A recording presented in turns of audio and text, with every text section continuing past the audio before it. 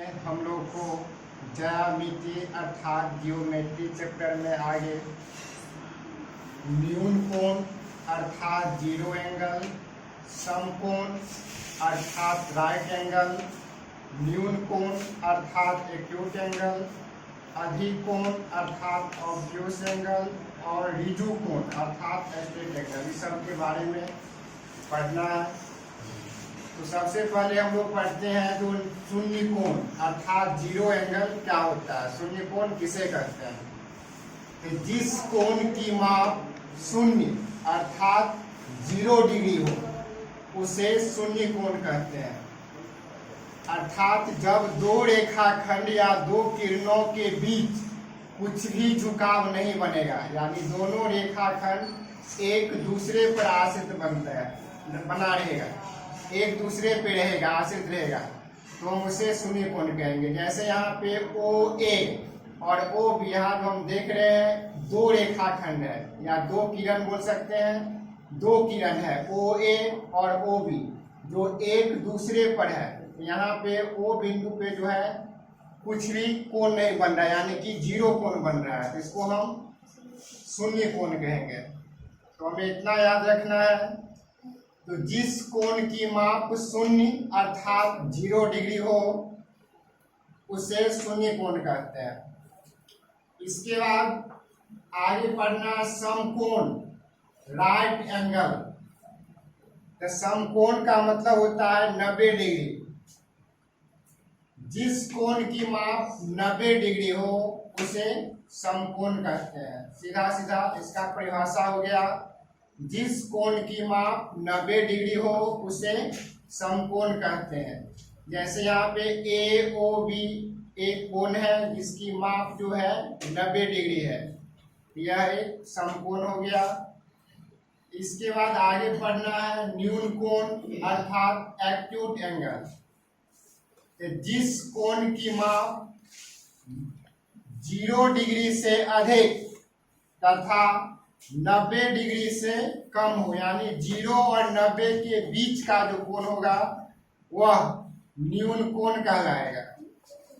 जैसे 30 degree, 45 degree, 60 degree या 55 degree, 65 degree, 38 degree, 20 degree, यानी कि 0 और 90 के बीच में आना चाहिए। 0 से अधिक और 90 से कम, तो उसे हम न्यून कोण अर्थात एक्यूट एंगल कहेंगे। इसके बाद आगे है अधिक कोण ऑब्ट्यूस एंगल। तो जिस कोण की माप 90 डिग्री से अधिक तथा 180 डिग्री से कम हो उसे अधिक कोण कहेंगे। अर्थात जिस कोण की माप 90 और 180 के बीच का होगा, जिस कोण की माप 90 डिग्री और 180 डिग्री के बीच का होगा उसे हम अधिक कोण कहेंगे। जैसे 160 डिग्री, तो 160 डिग्री 90 से अधिक है और 180 से कम है, यानी कि 90 और 180 के बीच में आता है 160 डिग्री, यह एक अधिक कोण हो गया। 105 डिग्री, यह भी 90 से अधिक है लेकिन 180 से कम है, 105 डिग्री, यह भी एक अधिक कोण हो गया। 120 डिग्री, 110 डिग्री, 160 डिग्री, 140 डिग्री या 100 डिग्री भी बोल सकते हैं, यानी कि 90 से अधिक होना चाहिए। 90 से अधिक लेकिन 180 से कम, इतना याद रखना है। वह कोण जिसकी माप 90 डिग्री से अधिक हो और 180 डिग्री से कम हो उसे हम अधिक कोण कहेंगे। इसके बाद आगे पढ़ना है रिजु कोण, जिसको हम सरल रेखीय कोण भी कहते हैं।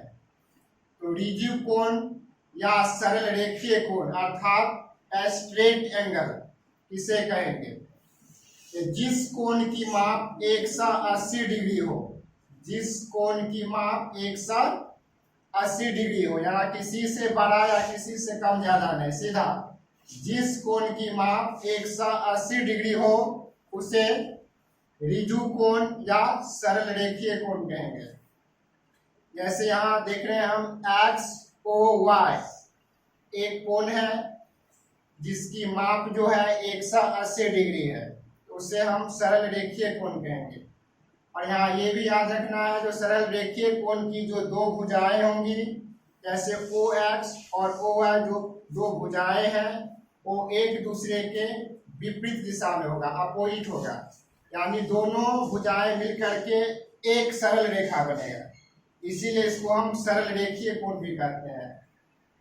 तो ऋजु कोण क्या हो गया, किसे कहेंगे, जिस कोण की माप 180 डिग्री हो उसे ऋजु कोण कहते हैं। आज के क्लास में बस यहाँ तक पढ़ना था।